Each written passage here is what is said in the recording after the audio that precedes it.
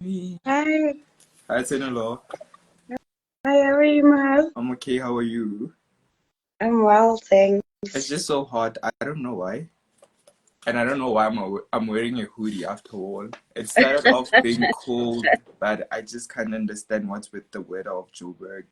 Yeah, you Mm. can just take it off if you feel that hot. Yeah, but that's the thing. I haven't checked the temperature. What if like it changes, in the midst of the day or during the day? What's gonna happen? Yeah, Yeah. let me And just put my phone on do not disturb because I keep getting yeah. calls. Aren't you being all professional and some sort? And I told you that this is like a casual space. Look at you being all boss babe. Wow, Oh, lawyer, lawyer. One thing about this what a profession, lawyer. you're about to be one. So let's just start there. I am one already. You won I am already. That's the one. thing. You won already. Just not on the papers. Soon to be that ex party. It's a Yeah, hala. it's very funny how I was actually busy with it just now. Really? Okay, Yeah, it's recording already, so I don't want us to divulge much because people have already joined. Like yeah, ba le busy that yeah. since about Tommy No, Lohua and everything like that. You get what I mean? yeah, no. Yeah. Let us Um, just not get into that. but I, Yeah. I hope everything has been good, hey, and has been like going okay and stuff. Has it? Yeah, everything is good so far. I mean, they just started, so it's not much, Yeah.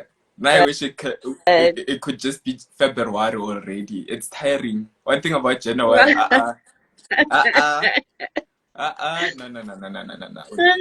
Hey, yeah. it's like you're wishing the year to like end No. already I'm looking because, forward to the year. It's just that it's January. I think you enjoy January at all. I don't know ah, why. It takes yeah, a long time just to end, and I'm just like, yeah. as it's on. Cabo Yeah. pockets are dry. Yeah? Get a cabo pockets are Pockets dry. are dry. That's the thing. We need some coins. Exactly. Pockets are dry. They really carried Pockets are away ka very dry. December and You, you get what I mean? spending money like nothing. Yeah.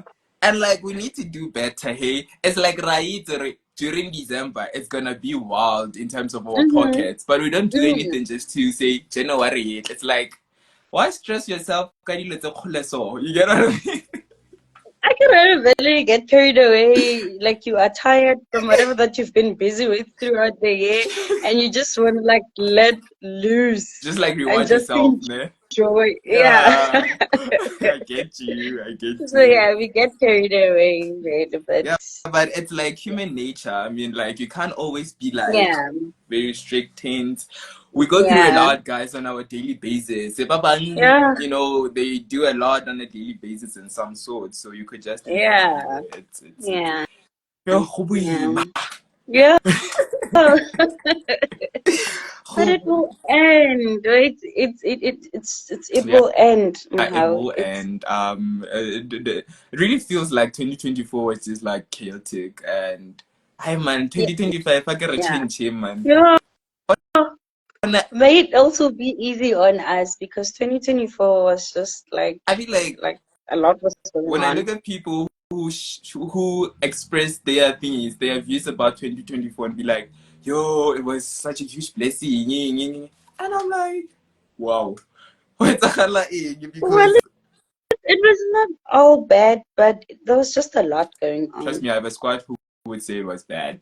Out of all the years that we've experienced, it was just Yeah. bad. It was as if like someone was just saying, let me test these people and get one Yeah, yeah, endurance yeah, ya bona ke kanang kana. yeah. Yeah. You're not valid. It was limit Yo, testing. It was. I Yeah, there was a hope lot going there on. was a lot going Okay. on. Eh? Yeah. I think it's 5 2 or 4 minutes too. So I don't want Oh, us to minute. just take the most of the time just like waiting for people to join if they do Yeah. join. probably they would join us in during the way, and ba leng hore they are busy, they will find a recorded session, and yeah, I think we Yeah. can begin. Um, so yeah, good morning everyone. I know it's very early. But you know what Steve Harvey says? He's like, rich people don't sleep 8 hours a day. I don't believe in such conceptions, but yeah. Good morning everyone. Welcome to Behind the Wall. For those who just joined the family and do not really know me, my name is Muhammad Shishi. I am an academic content creator, a law graduate, and very enthusiastic about education, believing in the so-called cliche statement of making education fashionable, darling. It really is important to really engage in that and really perpetuate or promote the spirit of education in every facets of our lives, because education is the key to success, and Nelson Mandela did say that. So I know that, you know, I'm very excited for today's platform or this session, because it's all everything about law, and I'm very enthusiastic about it. I know that, you know, those who are joined us probably are mostly law students, and they are going to have an exciting time asking a lot of questions about your career trajectories, tenor law, of becoming a pupil advocate. So ladies and gentlemen, please welcome on Behind the Wall, no other than tenor law Matebula. Oh, I'm so sorry about that. But How are you? sorry about that. There was a call coming in. I'm so sorry about that. It's okay, it's okay. These things happen. Yeah, yeah, Just yeah. put it on do not disturb if you can, so that, you know, people can I did, understand. but like they're calling through my WhatsApp, so it goes on from my laptop. It's okay. It's not like a set, so like you can just like drop in the midst of it. Like I would edit the recorded session and cut off any interruptions in between if I can. Yeah, yeah. Yeah. So welcome to our platform, Tenolo. For those who do not know Tenolo, I will provide her with an opportunity to introduce herself. But yeah, just to summarize everything, she is a pupil advocate, awaiting admission to become the advocate Matebula in the making, and she is a pupil advocate at Pabasa. Mm-hmm. And those who want to really take the legal route of becoming an advocate, this is now the session for you to ask as many questions as possible. So yeah, Tinolo, welcome to Behind the Wall.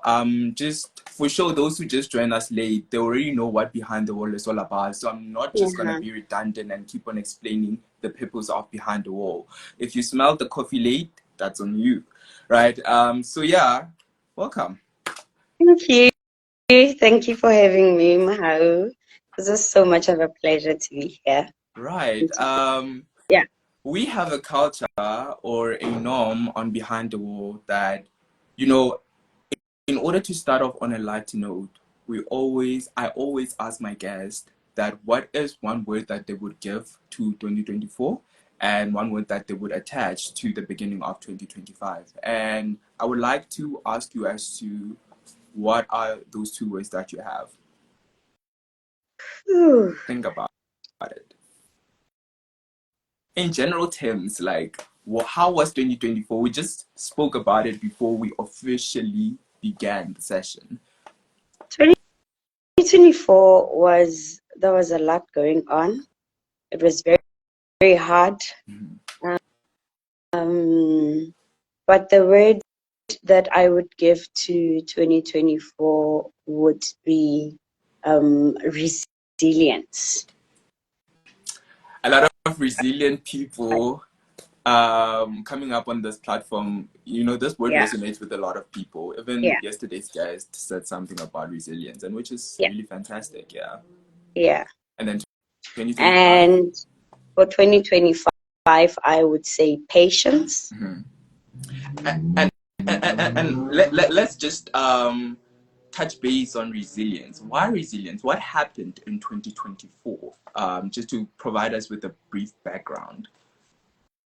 So 2024 for me was hard in a sense that I underwent pupillage, and I did not anticipate that pupillage would be or would take a lot from me the way it did.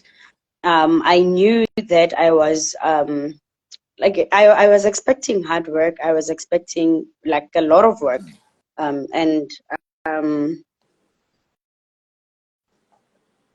there was just a lot more than I have anticipated. Yeah. I just don't know how to put it. So yeah, I went through pupillage, and I don't know if you want me to express like We will. the whole journey of pupillage, No, you just or we are. summed it up very well. We will get into the depth of it later on. And just for 2025, you mentioned something about patience. We haven't really Yeah, experienced much of 2025 because we are in January. yeah, But why yeah. patience? Is it something that you want to practice? Is it something that you saw that you lacked in 2024? I'm assuming. Why patience out of all the words that you could just relay to us? Because when you go into pupillage, you will normally be discouraged, especially when you are straight from varsity, that you should not go through that route as yet because you have no base, you don't know people. If then you then choose to do pupillage and you want to be an advocate who's going to brief you, such things. And for me, I come straight from a varsity. I don't know anyone. I don't have any legal background. So me saying patience is that yes, I passed pupillage, I went through it, and I conquered, but I will have to be patient in 2025 and not expect things to run smoothly as those of others that have that background. I'm not saying that I'm not going to get any work. I am going to get work, but I should not compare myself with other people, and I should just run my race, and I should be patient. If things don't happen by the time I want them to happen, I should be patient. Lovely, lovely. Let us just backtrack a bit because I think we already jumped the gun about you experiencing pupillage and how is it all about, right? But Mm-hmm. now here's Tenolo. I don't know in which year, but she is a high schooler and she is contemplating on choosing law as a career Mm-hmm. trajectory. What really inspired you to just choose law out of all the professions that are out there? It's very, very funny. You're gonna laugh at this. It's You yeah. know how lawyers are well dressed, right? Yeah. Mm-hmm. So it was the dress code. Oh, It was the dress code. so you just wanted like the corporate attire and just fair Listen, reason, fair reason. I was just it's very funny, and yeah. it's embarrassing. It's not embarrassing. I chose It law is. because I watched a lot of How to Get Away with Murder. And there Mm, was this one scene where Viola Davis just introduced, criminal law 101 in the class and said, mm. "Welcome to How to Get Away with Murder," or something like, or criminal one. Those are the kind of things that I anticipated as an aspirant law student. And I was like, you know what? I want to be like dramatic or be like that. Indeed, did I Yeah. not fool myself to say, mm, we're not dramatic over here. This is very chilled and noble and respectable profession Yeah. where we have to put a lot of hard work and just, Hmm. try to extend as much as social justice as possible, right? But yeah, Yeah. fantastic. You know, you know why I say it like it's embarrassing and it's funny? For sure. It's because many people come into the profession because they are passionate. They've been passionate their whole lives. They've always wanted to become lawyers. But for somebody who has always wanted to be a lawyer and listening to me saying that I chose law because of the dress code, how they dress, how we dress. Like it will be like what? I get you. I get you. It's Yeah, a fair reason. And it doesn't yeah. have to always be like, sort of like, oh, I knew I wanted to be a lawyer. Some of us, there's still people who are not really sure as to what they are doing in Yeah. life, and they're just trying to find themselves. So it's And very it's an understandable okay. reason. It's okay. It's okay. It's okay. It's okay. It's very funny that I've always been a lawyer, but I didn't know that I Mhm. was one. I've always had this thing in me, but I didn't know that I was Mhm. one until I was directed to the right direction by God, you know. What, sorry to So interject. What are the character traits that really showed you that maybe you are meant to become a lawyer? Were you debatable in school? Were you, because I know a lot of law students would say, oh, I used to debate a lot at school. I used to be involved in such, forums or high school groups or whatever where we just engage in conversation. So what are some of the character traits that you saw within you that said, you know what, maybe I am meant to be a lawyer? okay, so one, I was not debatable at school, but I used to debate a lot with people. I do that even now. I do that even now. I'm outspoken, I am talkative, I love anything that has to do with like social justices or injustices. So I'm too much invested on what happens like around, like legally um, around the world and around us, like in our country. So I think like for the career route that I wanted to take initially, it just didn't match my personality. And I love helping people. I love advocating for people to a point where at some point I just felt like I am an activist. I could be an activist, such things. Yeah, for Yeah. sure. So Uh, yeah. I'm So sorry. I know I didn't ask you, and however, Sinaloa comes from also like a tranquil little town in mm, Gauteng called Macau, and yeah, my question is based on the whole transition of you emanating from such an environment and going to varsity. How did you experience varsity? Especially pertaining that you did varsity in terms of long distance learning, I'm assuming. So yeah. please kind of take us through that journey. How was it all about and how did you find it? Okay. So I'll start from where I'm from. I am from Macau. Macau is a village. It's a Oh, small village.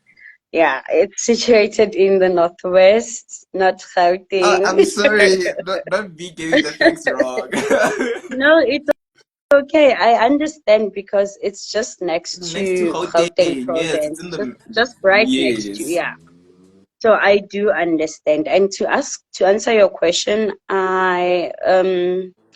when I was in high school and I was doing my matric, I had thought that I would um, go to like what is this? Medunsa, No. yeah, Sefako Makato, and do medicine and get into the through the medicine route. So I saw my life at varsity as just that of any other student going to varsity, staying at res, having like the time of my life at varsity, enjoying my varsity life.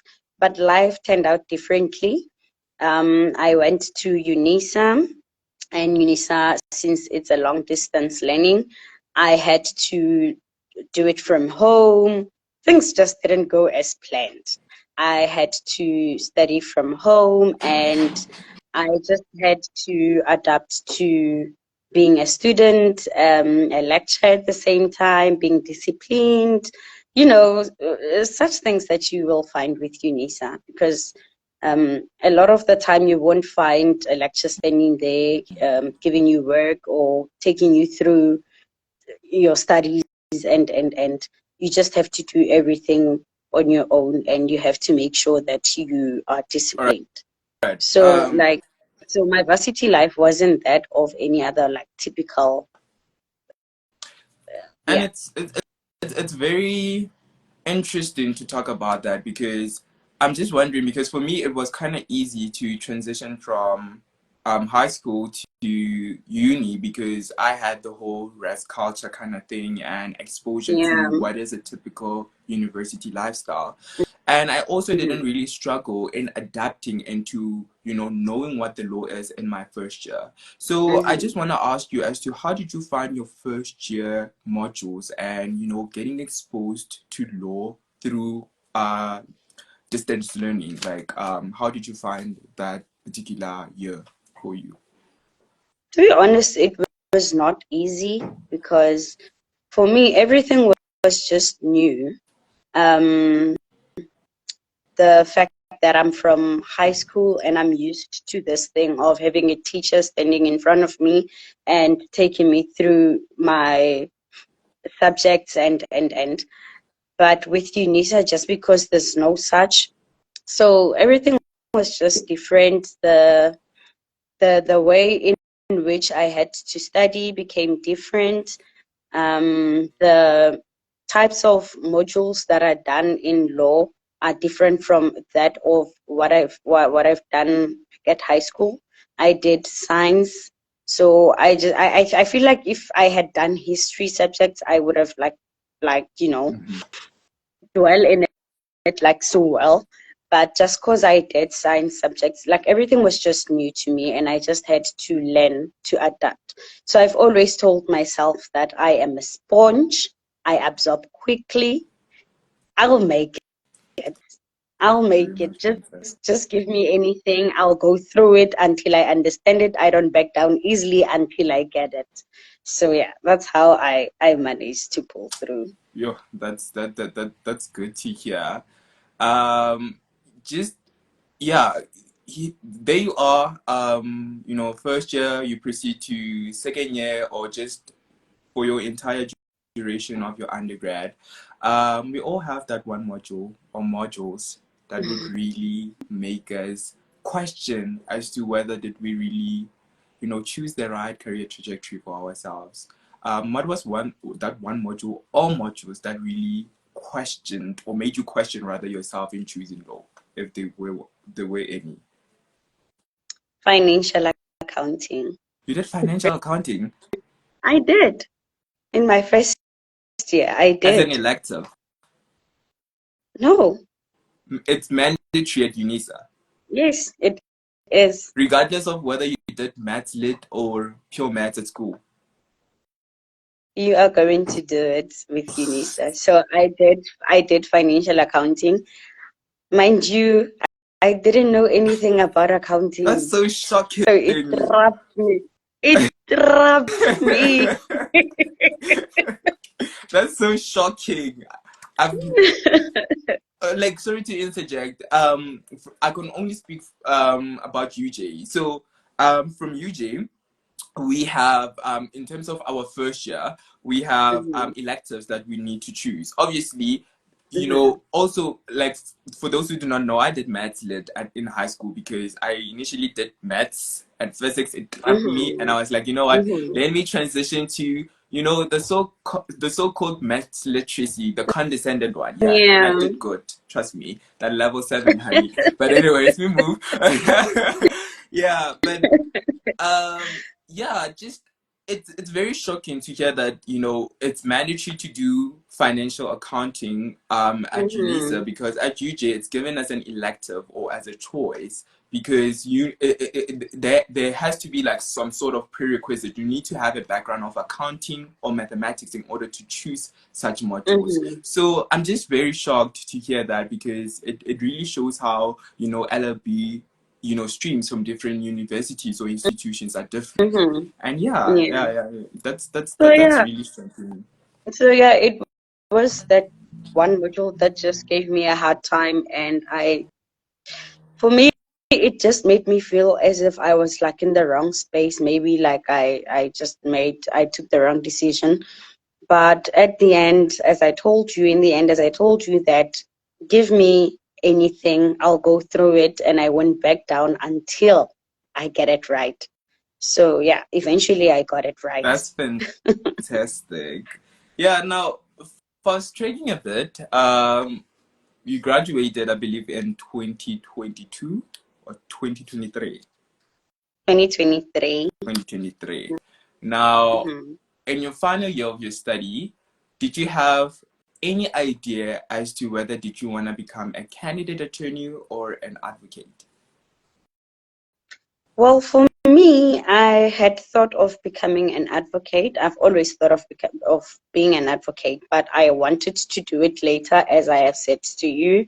If you would say maybe run the idea of saying that you want to become an idea to someone, you'd get like advices such as, um, please go do your articles first and make sure that you know attorneys, you get to know people, so that when you get into when you become counsel, you become an advocate, then you have at least like people that you know that will be able to give you work in the future. So I had thought of, I said to myself, now it's fine. After I graduate, I will go do my articles. And then after becoming an attorney and making, like creating relationships with people, I will then uh, become an advocate. So life again didn't take, life took a different turn for me. I went and I applied. I made so many applications to law firms for articles, like so many applications, to a point where like I started feeling discouraged, you know. I think as many other people do feel discouraged. But I said to myself, let me not be confined to this thought of becoming an attorney. And then after becoming an advocate, I then said, let me look at all avenues. I then applied to to become the aspirant prosecutor program. Mm-hmm. I applied for that. I got rejected. I applied again, and then they said the program was cancelled. Availability And of then I said, okay, resources. yeah. Mm-hmm. So I then said to myself, it was actually on my graduation day. I was sitting next to this lady and she was doing her pupillage. And we had a chat and I told her that I wanted to be an advocate, but because due to the reasons that I've already stated, I think maybe I should go and do articles or maybe go do the aspirant prosecutor program. And then she told me that you will never know your fate until you try. So go apply for pupillage and see if they reject you. Go apply for pupillage, see if you can make it or not. If you can make it, then you can go back to doing whatever that you want to do. You can go back to applying for articles, being an attorney, and creating relationships, and then come back. But don't discourage a thing that you've never tried before. Don't say you won't be able to do it until you've tried it. So she gave me like um those encouraging words, and I then decided that, oh, it's okay. I will apply for pupillage. I will give it a shot and see what happens. Trust and believe. I only applied once and I got in. Yeah, just to, before even just proceeding to unpack your whole pupillage journey, I think we're Mm-hmm. doing a disservice for non-law students or even matriculants on the Mm-hmm. platform, because those who want to pursue law, they should know that there's so much that you can do with your LLB Mm-hmm. degree or your law degree besides the whole Mm-hmm. traditional route of becoming a Oh, candidate yeah. attorney or an advocate. Yeah. So, but just to explain a bit to those who do not know the distinction, so in law, you are given the traditional route of two things. You can either be a candidate attorney. Those people are Mm-hmm. lawyers as well. They are mostly office based and they work similar, like they work closely with clients. So they will consult with clients. They would take their own matters, clients' matters, and they would represent clients in court. However, they can't present. Actually, they can, but with certain requirements. They can Yeah. now represent clients in every court in South Africa, In right? higher courts, yeah, Depending as long on, as they have right of yeah, appearance. exactly. Mhm. However, the distinction between being a candidate attorney and an advocate is that advocates rather, sorry, they mostly are briefed. They are briefed, they are placed at chambers, and they mostly take briefs from attorneys. So they spend most of the time in court doing oral advocacy. So oral advocacy is just taking whatever that is on paper that potentially was compiled by the attorney and then presenting it to the presiding officer in court, right? And they do not have to have a right of appearance. Automatically they are given that right of appearance upon waiting for admission, not waiting for admission, upon admission. And yeah, they can appear in every court in South Africa, including the Constitutional Court. And yeah, nowadays they can also they shouldn't be really they can't wait to be debriefed. As long as they have a certificate, they can approach clients directly, right? Yeah, as long as you have the Fidelity Fund certificate, then you are able to approach clients. But if you don't have that certificate, then your client is the attorney and not the client. All right. So yeah, those are the distinctions between these two career paths. But now the reason why I'm saying this is that a lot of law students nowadays, I often hear people saying, "Oh, the law industry or the legal fraternity is so oversaturated. There are no longer jobs there," and which is true, unfortunately. But however, I have a different opinion in that. It's because we are so fixated in becoming candidate attorneys or advocates from the get-go. We do not really consider other legal trajectories. I have friends who are in the insurance space. They're doing very well. I have friends that are in academia. They're doing very well. How important it is for law students to realize that you don't have to rush. There's no really, any pressure to become admitted from the get-go after university, according to you. It is very important, and I think as a law student, you must make it your job to make research. Do a lot of research that you can. Don't just sit on the thought of being in practice. There's just a lot you can do with your LLB, as you have mentioned, Mahal. There's just a lot. For sure. I just feel like I feel like there's nowhere where there's no room or space for people in the legal fraternity, because each and every space has its laws and has policies and has like how people would has rules, so lawyers like LLB will just open doors for you. You just need to know which right door to knock on. You can just become a lot of things with your LLB, and not only be confined to being an advocate, to being an attorney or a prosecutor. So there's just a lot that you can do. You just need to do research and check your. There are lectures that are needed. We need lectures. We need. There's just a lot.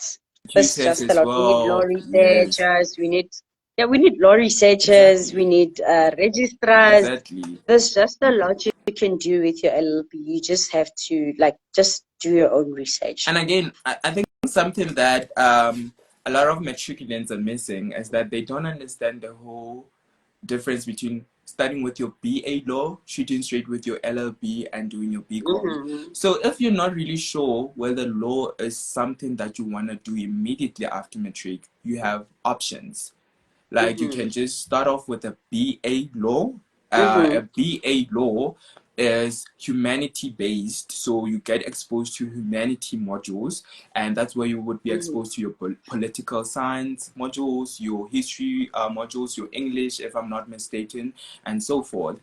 Then if you are so much into commercial modules and you want to have a commercial background working with accounting, economics, and so forth, then you can start with the BCom law, just to weigh your option as to whether you want to become admitted, or do you want to work in the legal sector but just not following the two traditional trajectories that we spoke about, which is becoming an advocate as well as a candidate attorney. Now okay, you can. May I please interject. I wanted to say that actually, like while we're on that note, while we now addressing like matriculants or just anyone who has just finished their matric and they've wanted to study LLB, but they say maybe like they passed with a higher certificate in their matric or a diploma or they just didn't get that bachelor's degree. They can just start off by applying for a higher certificate in law and then use that as a bridge to now then to be able to study their LLB. So that's another option like a person can Where have to can they either study that? do your Because higher I know certificate. that many institutions do not offer that path.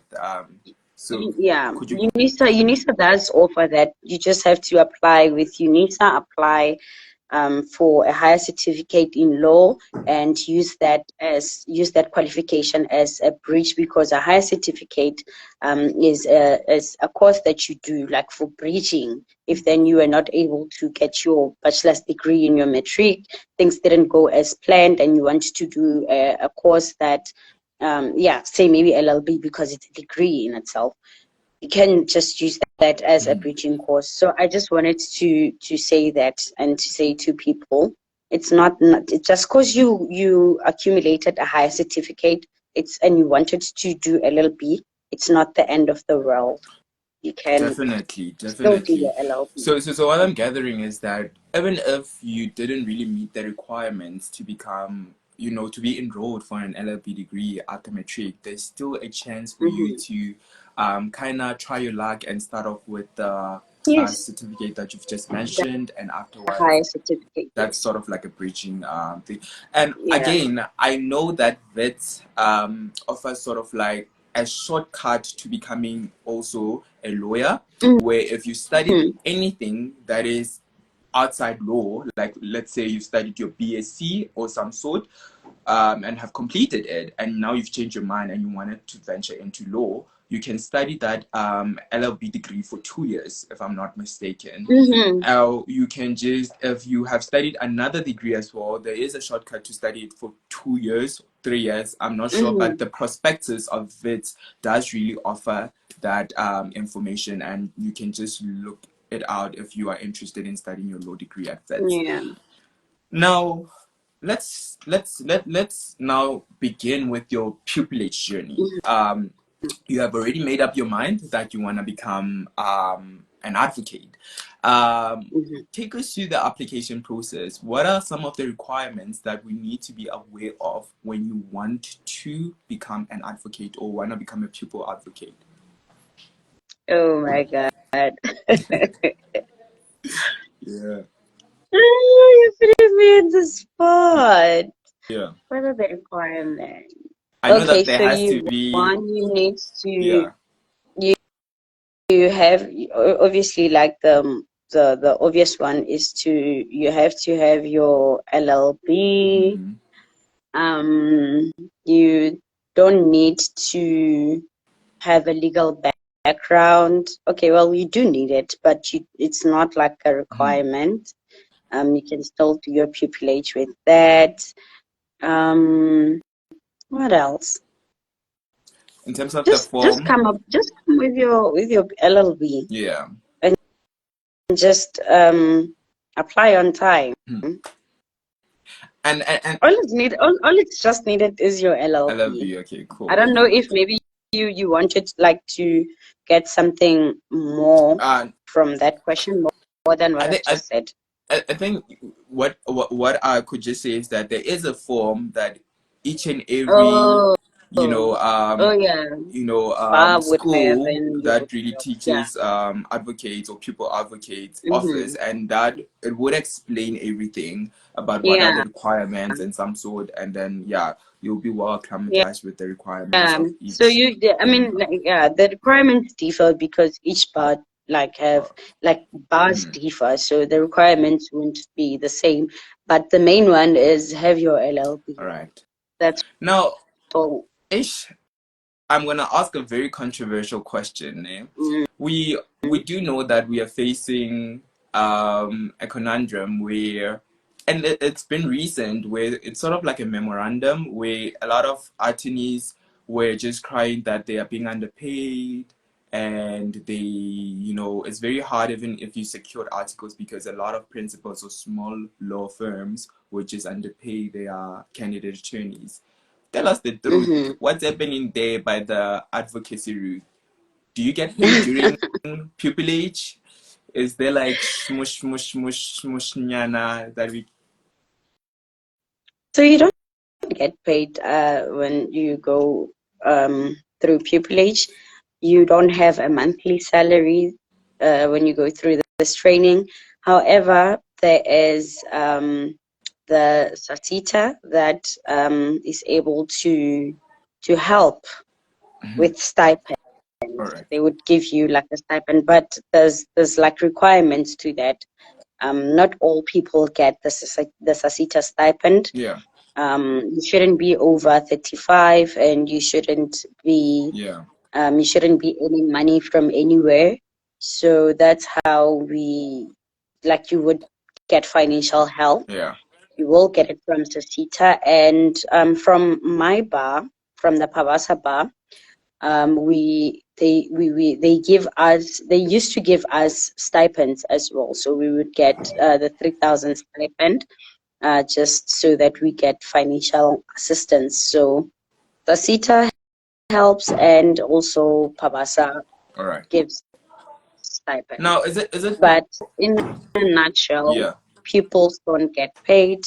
They're not. It's not like when you do your articles and then you get like a monthly salary. Mhm. With pupils, it doesn't work like that. You don't get paid.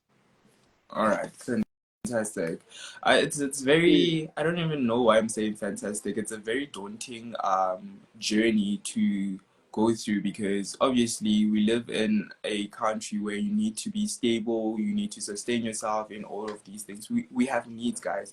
So what I'm gathering is that pupillage is not easy. You need to It's not. be very sure that this is, a journey or a legal journey that you want to partake in.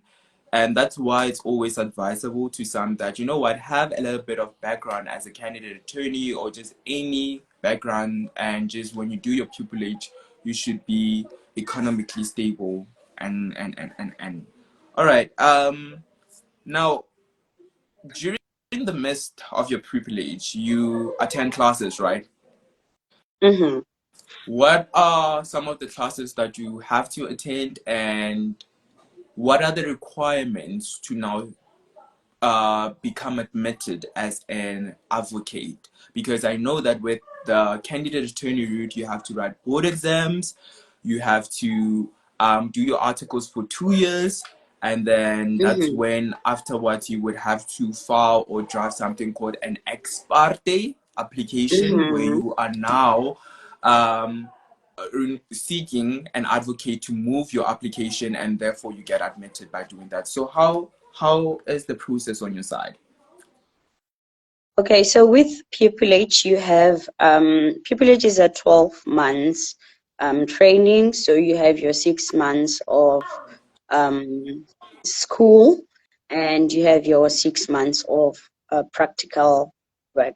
So the first 6 months you would attend school. You would learn the required subjects that you have to learn, so that you are able to write your exams and pass them. So with us, we had 9 modules or subjects, if you care to call them that.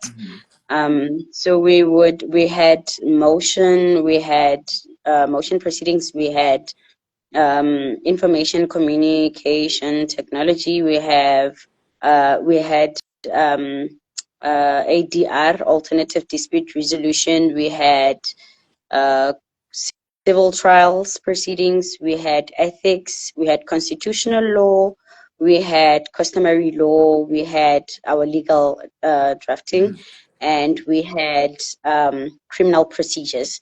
So, like, you just needed, with your first 6 months, you need to grasp these subjects or these modules. And remember, with pupillage, you do application law instead of substantive law.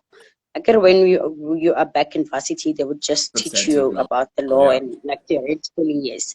And when you do pupillage, you like it's now where you apply the law, you know. So during that first 6 months, you need to get that. So you will have two exams. With Pabasa, you have two exams to write, and with other bars, you will have two exams to write with all the bars. Because with Pabasa, we don't write the GCB exam, but with other bars, they write the GCB What is the exams. So Pabasa chose. GCB? I hear you speaking about these terms, and I'm kind of lost because I'm not really So used. the GCB is, I don't know much about it, but is the General Council Practice Council Bar. I don't know if it's called the GCB. Yeah. Let me just find the correct I think it's okay. because I don't want to mislead anyone. It's not something that we did here in Pabasa. So If it's not I something that you did, then oh obviously people could just DM you after the interview and just, if they wanna know more about the particular the thing. GCB, yeah, Yeah. I'm sorry, it's called the General Council of the Bar of South Africa. Mm. So I'm not gonna get into that because we didn't do that here in Pabasa. We wrote our Pabasa bar exams. Yeah. Yeah. So I'm just gonna talk about Pabasa for now. I'm not gonna talk about like pupillage in general.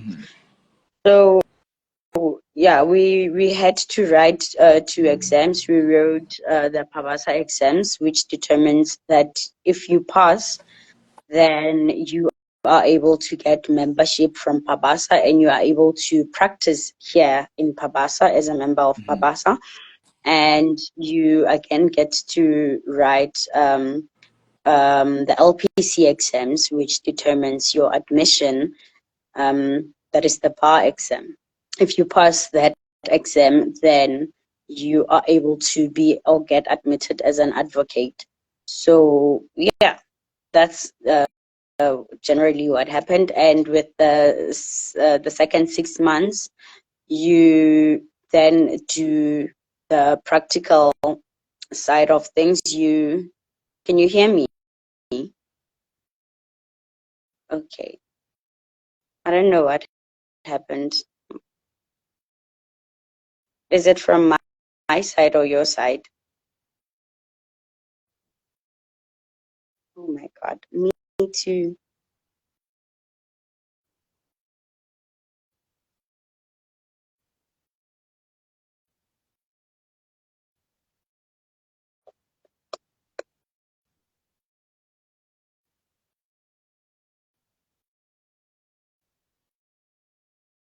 I still can't hear you.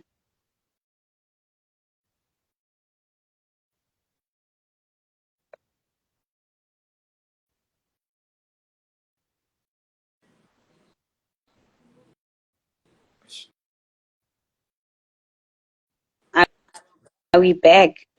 Yeah, I can hear you now. Can you hear me? Yeah, I guys, I'm can. still adjusting to these whole things. I don't know. Please don't call me, guys. I'm in a serious interview. I had a call that was coming up, so that's why I kind of interrupted the whole thing. Sorry about that. Okay. Um, Where did you lose me? so we were just explaining the whole general GB. Is it the GBC? GCB, Yeah. the General Yeah. Council Bar. All right, and I said Yeah. that for those who are well interested in just finding out more, they can just DM you, right? It's Yeah. fine. In the meantime, if anyone that have joined us have any questions about becoming an advocate, please just pop your questions in the comment sections so that we can keep this thing lively and going and can be able to prepare for your questions, to answer your questions at the end of the live, because I think we have about 20 minutes, right? So just keep popping them in the comment section, and then we'll be able to answer them at the end of the interview. Now, you mentioned something about 9 modules that you were exposed to: your ADR, your constitutional law, and some sort. I Mm-hmm. was just wondering as Mm-hmm. to, because I think we still have a little bit of time, to unpack Mm-hmm. briefly what each module is it all about for us. Yeah. Okay, so with your motion proceedings, we have motion and we have civil trials. So with your motion proceedings, you will find that it consists of applications, and with your civil trials, you will find that it consists of action proceedings. So the difference between the civil trials and the motion will be that it is not instituted like the same way. Civil trials will focus mainly on where like there's an argument like in a point of fact, and with motions it focuses it will be instituted when there will be like an argument in a point of law. So that's where the distinction between motion proceedings and civil trials are. And with civil trials you get your normal trials, your normal civil trials, where there will be like arguments, like oral arguments. There will be like cross-examination, re-examination, examination in chief, such. There will be witnesses in the box, in the dock, questioned and with your motion proceedings, there's no such where where there is like a witness in the dock, and there's like an examination in chief, there's like re-examination in chief, there's cross-examinations in this cross-examination. We don't have that with motion proceedings. It's only like applications. So we then have the criminal proceedings, which they are just like your criminal proceedings in varsity. They consist of criminal matters. They mainly focus on criminal matters. And you have your ethics. Your ethics will be how you should conduct yourself as a lawyer. Your ethics will have the code of conduct and the rules of how you should conduct yourself as a legal practitioner, as an advocate, or as just an attorney, an advocate with the Fidelity Fund certificate. So ethics has covers all of that aspect, where again we have different sectors. We have different Yeah. lawyers. We have your attorney, your advocate with a Fidelity Fund certificate, and you have us advocates without Fidelity Funds. So it covers all of that. And you have your constitutional law, the same as the one that you get in varsity. Yeah, and you have your customary law, same as the one that you get in varsity. ADR. What else did I mention? Your ADR will be the one. It's also the one that you get in varsity. That's where you'll find your alternative dispute resolutions, where you can go alternatively if then you don't have an interest in instituting your matters through you don't want to take them through like court proceedings. That's where you will get your mediation, your arbitration, and so forth. So yeah, I hope I didn't leave anything Yeah. out. I think you summarized that very well. But I often see a lot of practicing advocates specializing in different fields. You don't specialize Mhm. in, the same fields and some sort. Is it dependent on the bar that you practiced or did your pupillage in? Because some would just be practicing in labor law, constitutional law, there's municipality law, administrative law, or is it just a matter of like whichever specialization that you want to venture in, it's okay as long as you did those modules in varsity? It's okay. It's all about you. That is your choice there. No bar is going to stop you from doing that. But it's not advisable to say that you specialize in a certain thing. If then you are a junior advocate, say maybe like me, after admission I'll be a junior, I'll be a baby junior. So I can say I specialize in this type of law. It can be very detrimental to your practice, because if then now work is coming in from other different parts of law, and then you say you specialize in this, then it means you are going to lose money, and it means you are robbing yourself of the opportunity to learn, so Yeah. it's your choice. It's your choice, but it can be detrimental to your practice. So a lot of consults here do like a general practice. They practice in all fields of law, and it's only a few of them that would say I specialize in this field of law. Those are the ones that are established, and that specific type of law, you'd find that it chose them. As Yeah. they say, your practice chooses you. Yeah. You don't choose it, it chooses you. So you'd find that it like it's what they do a lot of the times, and then they end up becoming specialists to that. So perfect. You have passed your bar exams, right? I just saw a snippet of your LinkedIn post where you were like bar checked, and the requirements of becoming an admitted advocate. So take me through the process of preparing for your bar exams. How was it? Because I know that a lot of candidate attorneys are just, some are just struggling because of, board exams. Apparently not apparently, there is a module called ethics, and a lot of candidate attorneys are just crying about it. So take me through the process of preparing for your bar. Yeah, the anxiety. You know how exams are, ne? And you know how preparing for exams could be sometimes. You could literally like study weeks before, and then when that certain week comes, you'll just feel like you haven't done anything or you haven't covered much. So it was a very stressful thing to do. It was so like having to prepare for the LPC exams and the Pabasa exams was stressful, because with the Pabasa and the LPC exams, the setting of the exams are different. Pabasa has their own way of or structure of setting up exams, as like they are like a bar, and they choose um, to want to check uh, your competency. They choose what they want to see in you. So they would set their exams in a way that they will see whether you are competent to become a member or not.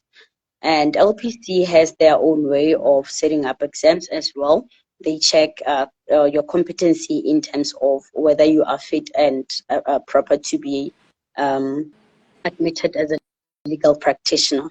So having to write Pabasa exams, and after writing Pabasa exams, now transitioning and studying for LPC, studying for a different structure of the setup. So it was just, Very it was hard. daunting. Yeah, I can just imagine. It was hard. So for my advice for when you study for LPC exams, because those are the exams that you would really, really, really want to study for, to kick. I don't want to say Yeah. to kick. Yeah. I want to say to you, make sure that you study everything and don't try to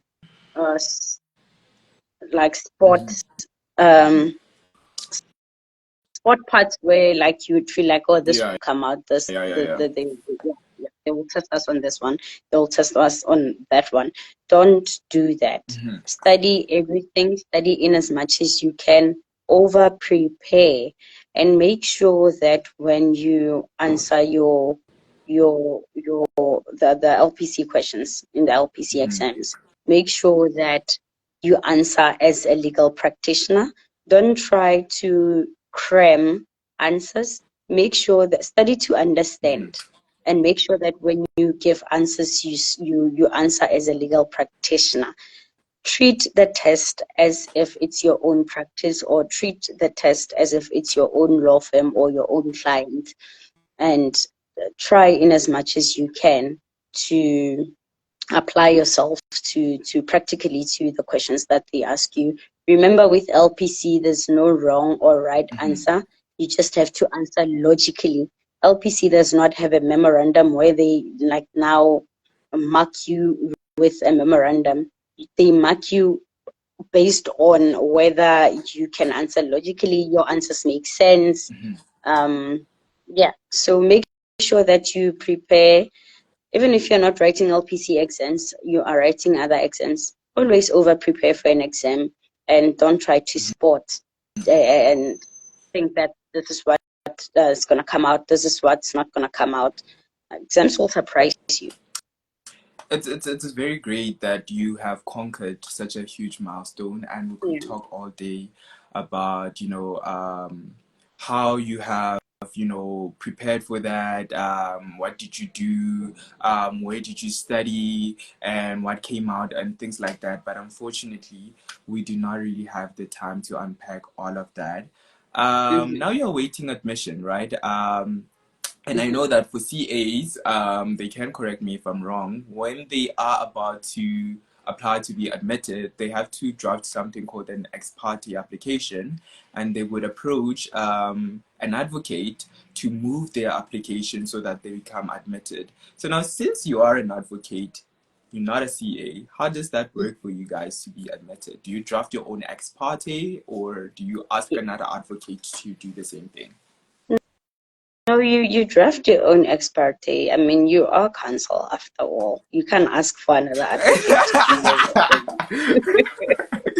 do your Exactly. So you have to. If then you ask for another counsel to draft your work, it means you're not ready. That's very weird, right? Oh, that's very silly. You made me become speechless. That's like a medical doctor not knowing what's her prognosis or diagnosis about certain things, right? I'm gagged. That's all I can What are say. you doing there? What are you doing? It means you're not competent. Yeah. You should go back to your privilege or whatever. Or you just go back and just study. You're not ready. You definitely are not ready.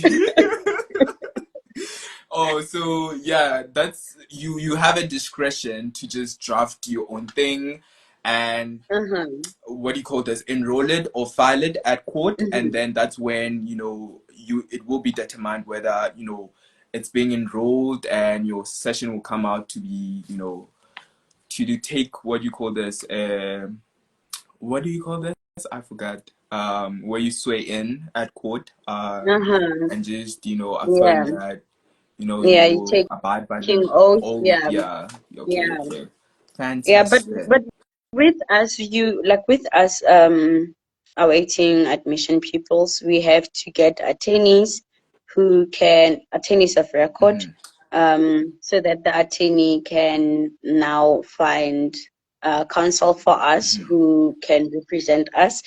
Remember, we would be clients of the attorney of record, and we can liaise straight with advocates. Remember, advocates who don't have the fidelity fund certificate cannot take instructions from clients. We are clients, so we will have to approach attorneys. Then our attorneys will have to approach the advocates that can assist us. Yeah, fantastic, fantastic, Tenolo. I'm not really sure whether there are any questions from the audience, but if there are any, unfortunately we're running out of time. So I'm not really sure whether you are comfortable in them DMing you or just reaching out on LinkedIn or any social media platform that you have so that they can ask further about your career trajectory. Okay, so on LinkedIn, they can find me. My handle is Tenolo Matebula. I hope that they get I that. It's would, Tenolo Matebula. yeah. On Instagram, I am Tenolo Matebula. On Facebook, I am Tenolo Matebula. On YouTube, I have a YouTube channel, so you can just check me on YouTube. If Side you have hustle. Oh, any, that's side hustle. Lawyers yeah, are greedy, guys. Why lawyers are greedy? Lawyers like money. Like what? we are lawyers after all. These clothes don't buy themselves.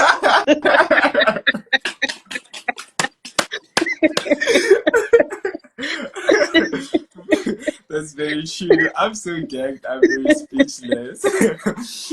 But yeah, thank you so much for honoring my invite on Behind the Wall. I just wish you, success, Tenulo. I know it has not been easy, but you've conquered at the end of the day, and you are an epitome of that. It is possible, regardless of what people say. You will conquer each and every hurdle that you face in life, and yeah, that's what essentially Behind the Wall is about. What you see here is someone who behind the wall have really suffered a lot, but here they are, very beautiful, graceful, and soon to be advocate Matebula. So thank you so much for joining me on Behind the Wall. And yeah, I hope that in the future we might also have a part two where potentially you would have been promoted or have, appeared on a particular case where we unpack that, what, you have presented this case as controversial, it has been attracting a lot of media attraction,